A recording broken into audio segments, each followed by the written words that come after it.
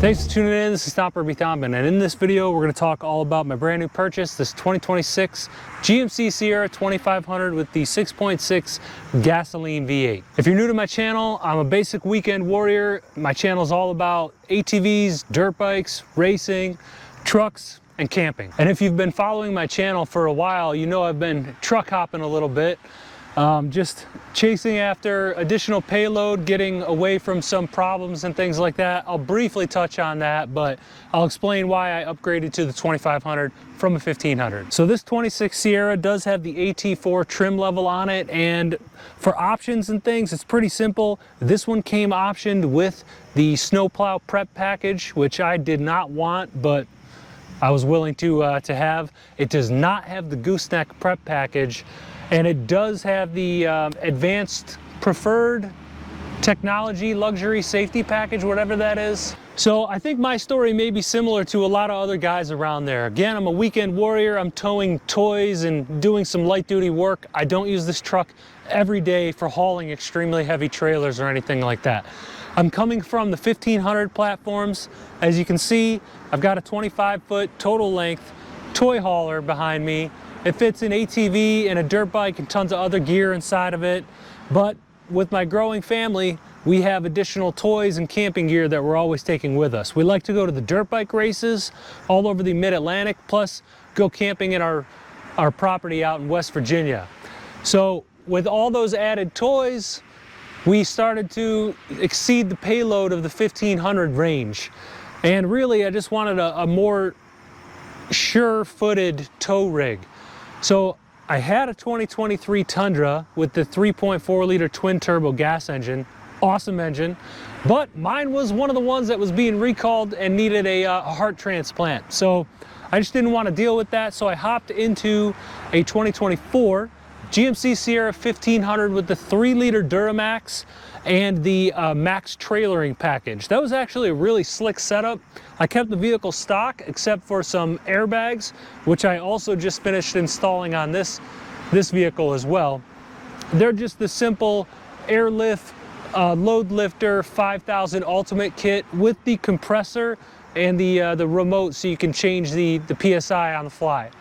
So I upgraded from those because in the bed of the truck, we were adding more and more weight, plus the pretty heavy tongue weight of this toy hauler. I measured it, it ranges between 7,500 and about 1,000 pounds, depending on how it's loaded with the tanks full and all that kind of stuff. So a lot of tongue weight, increasing amount of payload in the bed of the truck, plus our growing family in the cab of the truck, we were just pushing the payload. So with this 2500 platform, there's a few things I'm excited about. The longer wheelbase and the heavier tow vehicle. This is about 2,000 pounds heavier than that 1500 with the 3 liter Duramax that I had, about 7,500 pounds total. So I'm excited about that. That's just a nice, heavier, longer wheel-based vehicle that's going to be pulling this toy hauler. I also have the longer bed, 6'10" which I'm really excited about, and these tow mirrors. That toy hauler from Forest River, it's an Ibex 19 QTH. It's about 7'4" wide, and the standard mirrors on the regular 1500 trucks, they just weren't quite wide enough. When I was changing lanes on the highway, I had to rely on the camera system that GM has right here. You signal for a right turn lane, and it'll use this camera to help show you what's in that lane. So it wasn't unsafe, but it wasn't exactly safe. So these tow mirrors, I already did a 10-mile tow loop with this vehicle after changing the oil. I've only got 500 miles on the thing so far. So I did 500 miles, changed the oil, and now I can finally tow. I did a 10-mile loop, and it tows really well, nice and smooth. Definitely super sure-footed, and power-wise, about equal, maybe a little bit better than the 2 half-tons that I had. So yeah, for all those reasons, it's just a much better, safer tow rig, and yeah, it feels great so far. Stick around to the channel here. I'm gonna do future videos as well, where I'm gonna tow through the mountains of West Virginia. I'm gonna comment and reply on my thoughts about the vehicle after owning it for 10, 20,000 miles, And I've got a few tow trips coming up, so I've already got 1,000 miles worth of towing coming up in the next few months. So looks are of course subjective. This AT4 package I think looks pretty slick on these trucks. It's mostly cosmetic. They give you these mild all-terrain tires, which in my opinion are basically exactly what I need. So I'm actually pretty thrilled about those. You get a lot of cosmetic changes as well, like red tow hooks and things. You get some Rancho shocks. And I think that's essentially it for the AT4 package. You have one comically thin steel skid plate underneath the engine. I mean, the sucker's like 1/8 of an inch thick. It's kind of a joke. But you do get a steel skid plate down there. So essentially the AT4 package is just looks. It is the stock ride height for these 2500s, stock tire size as well. And that's the way I'm gonna keep this truck. Stock suspension, stock tire size.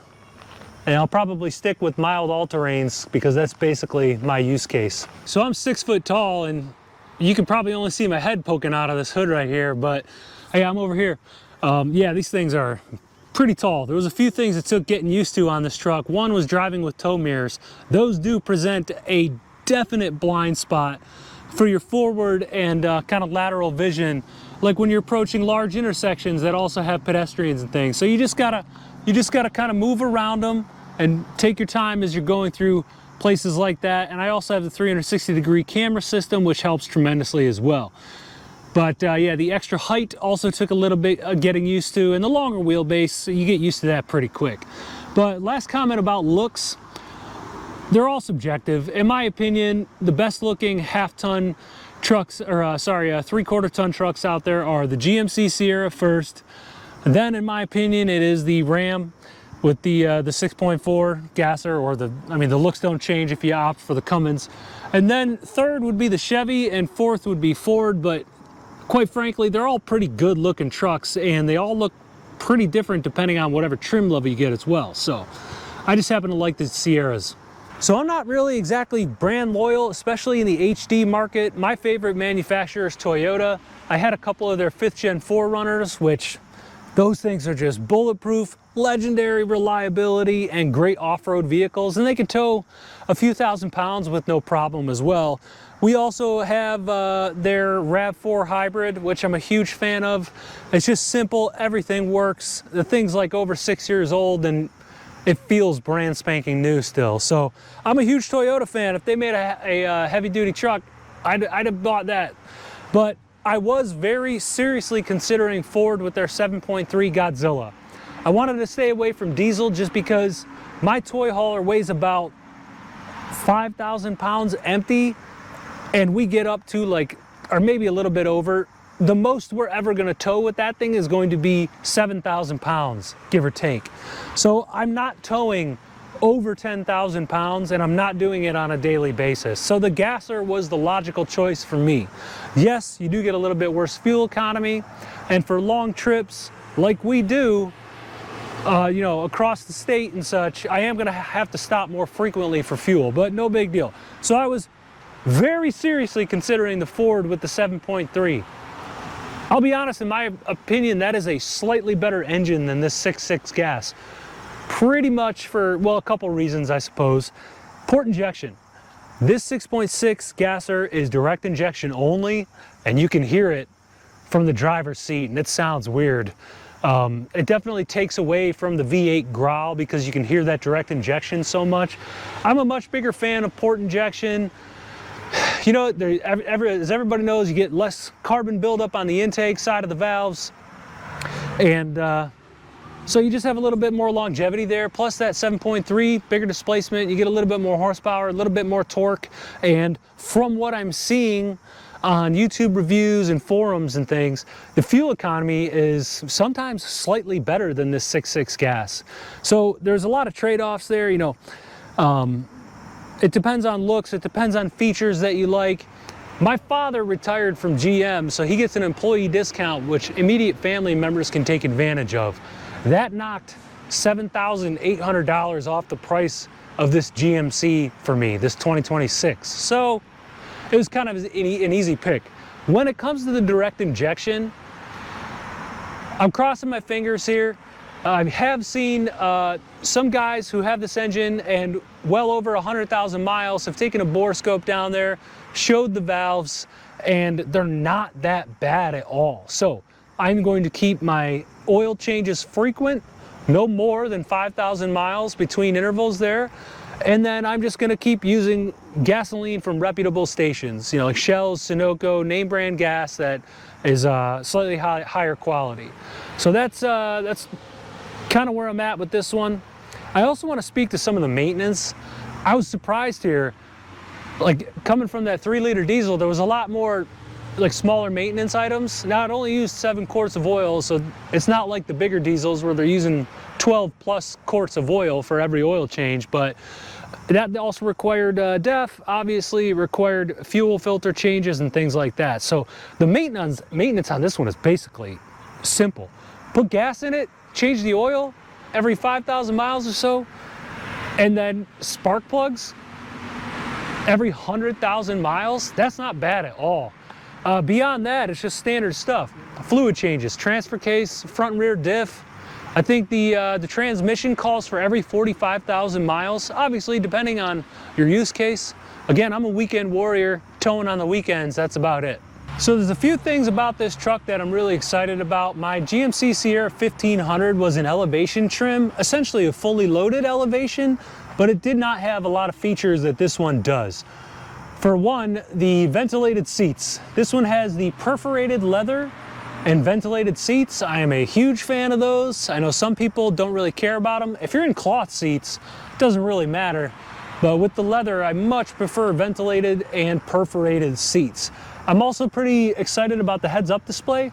This is my first vehicle ever having one, and the first heads-up display I've ever seen from the driver's seat, quite honestly.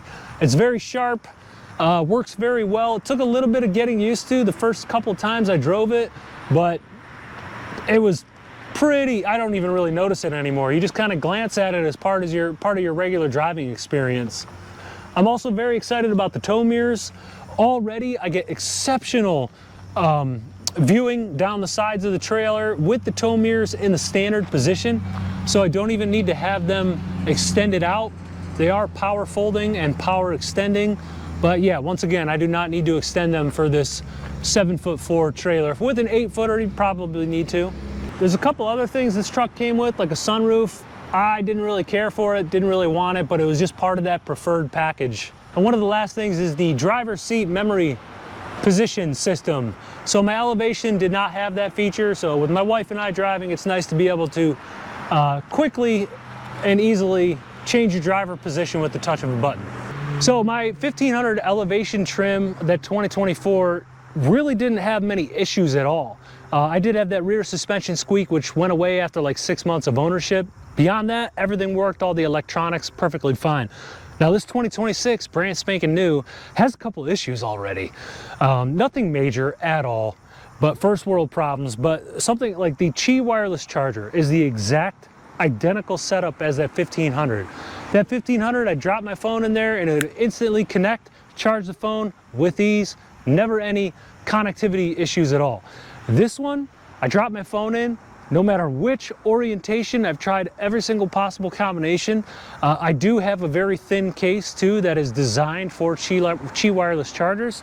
The thing will never stay connected. I think I've gotten it to stay connected like twice. So this Qi wireless charger just doesn't connect. It sits there and connects, disconnects, connects, disconnects, connects, disconnects, which ironically drains your battery extremely fast. So the second thing would be glitches with the infotainment and the Apple CarPlay Android Auto connection. I'm using Android Auto, and this thing will glitch out, disconnect, reconnect every so often, like maybe 3 to 5% of the time, which is low but enough to be annoying. Never had that connectivity issue at all with my previous 24 Sierra. So that's kind of annoying. And then the last thing will be interior trim rattles. For the most part, this interior trim's put together really nice. But I noticed that after coming out to the vehicle on a hot day where the sun's been beating down on it, hopping inside and then cranking the air conditioning, it takes about 10 to 15 minutes before the interior like reaches equilibrium. I'll get some nasty, insane rattles and shakes from this dash as the dashboard is cooling down with the rest of the interior after being so hot for so long. So again, minor issues that goes away as you drive and the cabin cools down. But you know, no vehicle's perfect. Everything's got their little funky issues. And as I briefly mentioned before, this one does not come with the gooseneck prep package. I'm a little bit bummed about that because it's just a nice thing to have on your truck in case you need it, but this one doesn't have it. I'm just gonna have to live without it or install one should I need one. Quick comment on fuel economy. It's terrible, but I knew that going in. To work and back, which for me consists of suburban, city, and a very short stint on the highway of maybe a few miles, I'm getting approximately like 15 mpg. On longer stretches of highway, cruising at about 60, 65 at the max. I've easily gotten about 18 miles per gallon. One time on a stretch of highway, I got a solid 19, where I normally get 17 and a half on that exact stretch. So that was cool. And then of course in heavy city driving, stop and go beltway traffic, you know, we're getting down to like 12 at best. So it just really depends. But I knew all this going in. So when it comes to modifications, I keep it really, really simple. So far, I have installed these tie-down hooks, 9 total, 3 in front, 3 on each side.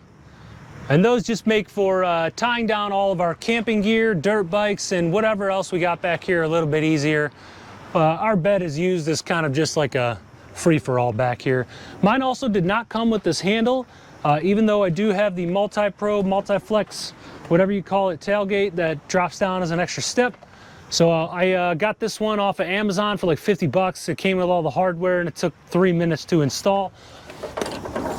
Pretty nice little feature for when you're just like loading a bed of firewood or something like that. And then when it comes to suspension, again, I'm not gonna touch mine really, but I did install these airbags.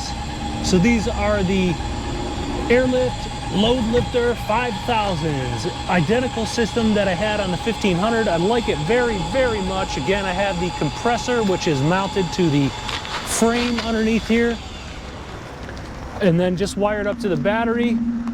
And so with this tongue weight of approximately 900 pounds, I did have to put in about 45 PSI to get it just under what the stock height was. Stock height was about 42¼ inches up to this fender. And then with about 45 PSI, we got it up to like 42 flat. I think that's it.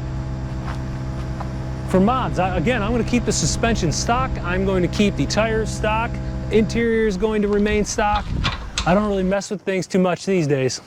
Speaking of this multi-flex tailgate, I could really do without it. It just came with the truck. I'm not really partial to them. I would have been fine with a standard tailgate. When it comes to a step, I actually appreciate Ford's option a little bit better. You pop a button, the step comes out. To me, it's just a much more natural way to get into the truck. This one has, I can't drop it down all the way because it'll hit my hitch.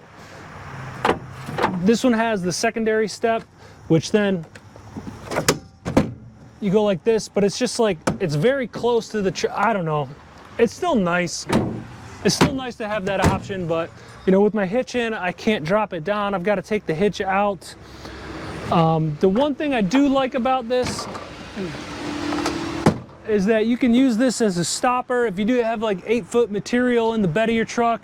It's just one extra security blanket to keep all the material inside. Obviously, you strap it down and the like, but yeah. I mean, it's a cool feature. It's not terribly expensive to add on to the price of the vehicle, but I don't really intend to be using it. So please consider sticking around. I'm gonna make more videos on this truck. I've got a towing loop from my house to my property where we climb a pretty good mountain pass and then descend down fairly steep. It'll be interesting to check the engine braking and how it compares to that little 3 liters exhaust brake, which was actually pretty dang good for a 1500 truck. So I'm excited to really tow with it, get it in the mountains, East Coast mountains, but still some decent grades, get it on the highway, see what the fuel economy is like towing this trailer, and talk about my experience living with the truck in general. So if you have any video ideas, please give me a shout. Happy to answer any questions. Thanks for watching.